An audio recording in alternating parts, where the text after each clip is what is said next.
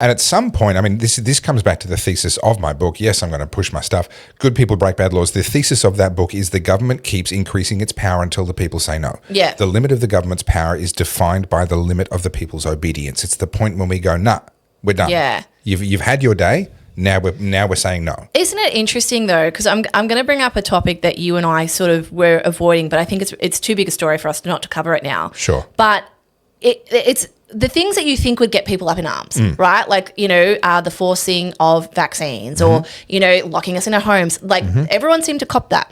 But it was the playgrounds, the closing of the playgrounds that ticked people over the edge. Yep.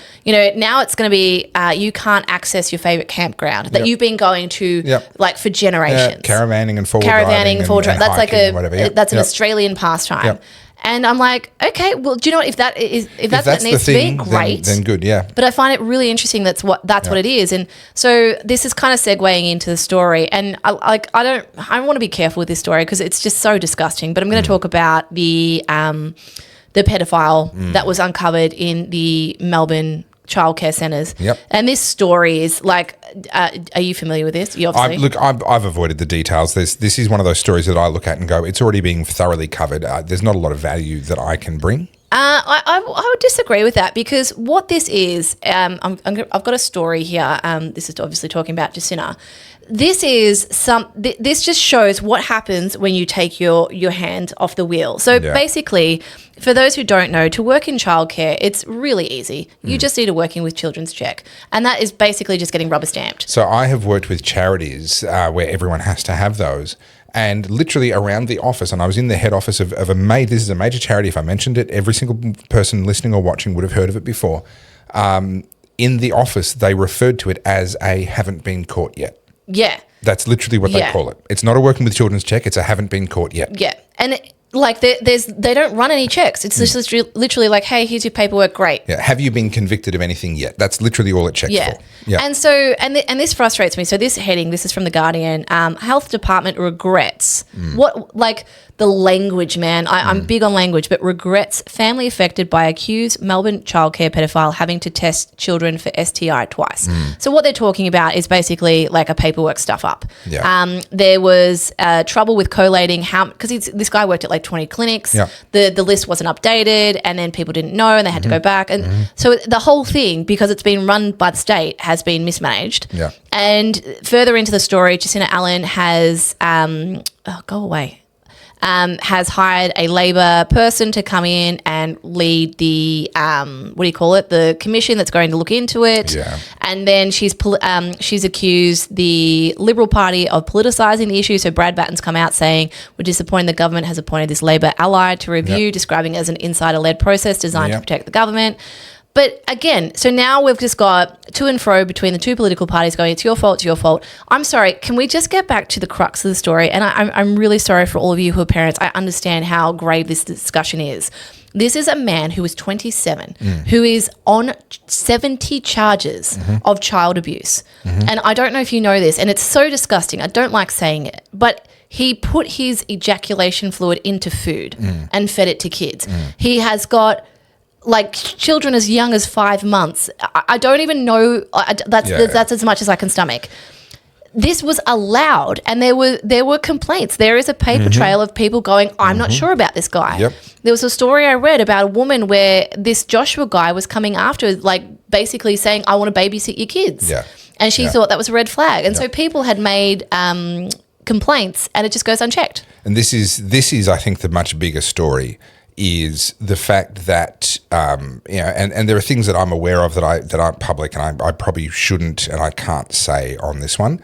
What I will say is I find it very interesting that all of a sudden we're having a conversation about how maybe looking after children is actually women's business after all. Yeah. Isn't it funny how suddenly that's turned, right? And I don't say that to be incendiary. It's interesting, the discussion now that men shouldn't be working in childcare centres. And I understand that's a knee-jerk reaction, but G and I were talking about this, he's like, oh, so it's always men's fault. I'm like, no, this is bigger than that. What this is basically a discussion about children should be mothered by their mothers. Yes. There's a issue that these children are being put into state care. Yeah.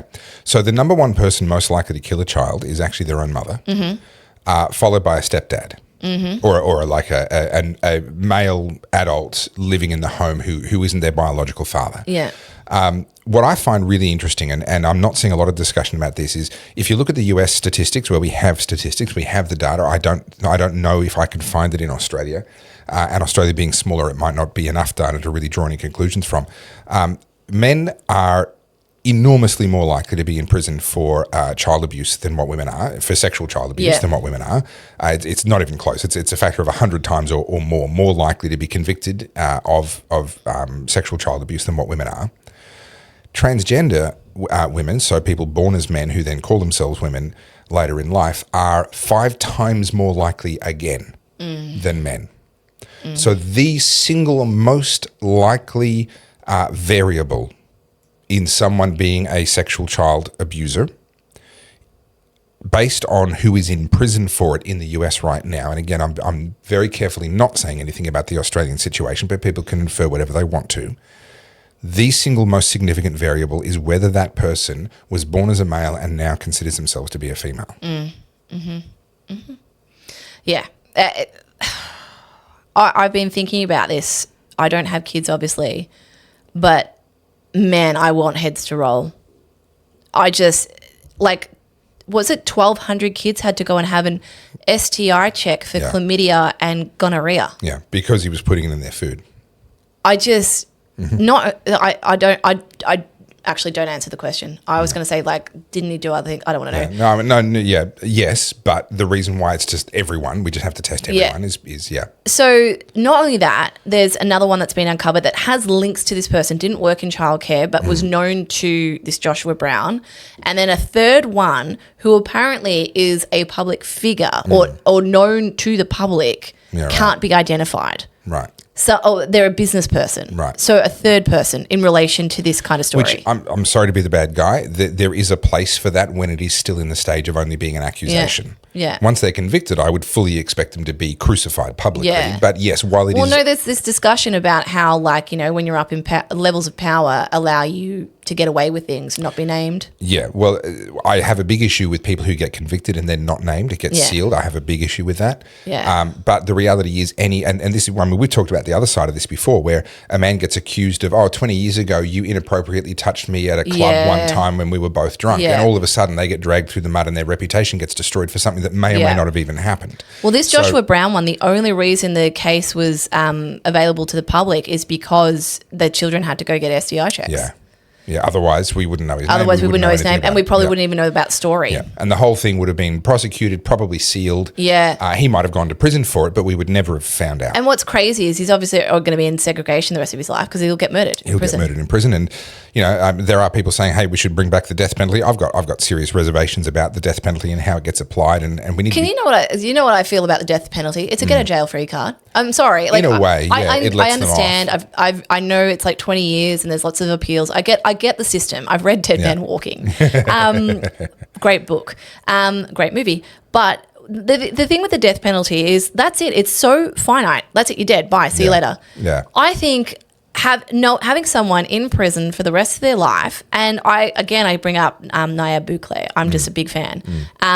But that person can still contribute in a way, whether they're working in the prison in some capacity. But imagine that for the rest, this kid's 27. Yeah.